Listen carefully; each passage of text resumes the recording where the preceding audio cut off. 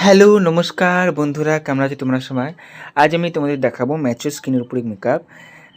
এই মেকআপটা একটু শ্যুটের জন্য করা হয়েছিল। প্রথমে দেখো আমি স্কিন পেপ করে নিয়ে কারেক্টিংটা একটু আঙুলে করে লাগিয়ে নিচ্ছি। কেননা দেখো ম্যাচিওর স্কিনে প্রচুর ভাঁজ থাকে, তাই যতটা ফ্ললেস করা যায়, যতটা লাইট মেকআপ করা যায় ততটাই ভালো।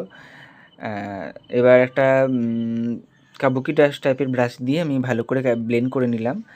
এবার একটা বড় কাবুকি ব্রাশ দিয়ে আমি ফাউন্ডেশন লাগিয়ে নিচ্ছি, আর যতটা লেস পরিমাণে লাগানো যায় চেষ্টা করছি, যতটা ওনার স্কিনকে ন্যাচারাল রাখা যায় ততটাই দেখতে আরও সুন্দর লাগবে।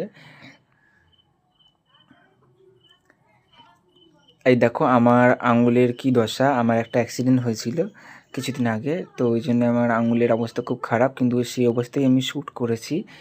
কেননা কাজ তো থেমে থাকা যাবে না, কাজ তো চালাতেই হবে। এবার তোমরা দেখো আমি ওনার স্কিন টোন থেকে 2-3 টোন লাইট কনসিলার নিয়ে কনসিলারটা ভালো করে ব্লেন্ড করে নিচ্ছি। কনসিলারও একটু কম পরিমাণে লাগানোর চেষ্টা করবে, কেননা যতটা মেকআপ ফ্ললেস মানে মেকআপ যতটা প্রোডাক্ট কতটা কম লাগবে তত মেকআপটা ভালো করে ফুটবে। লেস ইজ মোর, এই কথাটা সবসময় মনে রাখবে। এবার ক্রিম কন্ট্রোল করে নিচ্ছি, দিয়ে পাউডার কন্ট্রোল করে নিচ্ছি। সরি, ক্যামেরা অফ ছিল তাই পাউডার লাগানোর ইয়েটা কেটে গেছে, কারণ আমি পাউডার সেটিং করে নিয়েছি। দেখো ব্লাশ, কন্ট্রোর, হাইলাইটিং সব করে নিচ্ছি আমি। তোমরা দেখলেই বুঝতে পারছো ওনার স্কিনটা এমনিতেই খুব ভালো, তবুও দেখো আমি যতটা পেরেছি লেস প্রোডাক্ট লাগিয়েছি যাতে মেকআপটা আরও ফ্ললেস হয়। তোমরা দেখে সেটা বুঝতে পারছো। এবার আমরা আই মেকআপের জন্য একটা স্মোকি আই করে নিয়েছি।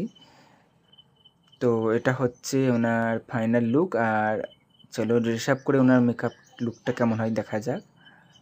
তো দেখো ড্রেস পরানো হয়ে গেছে, এরপর আমাদের এক দিদি হেয়ারস্টাইল করে দিচ্ছে, আর এই দেখো ফাইনাল লুক।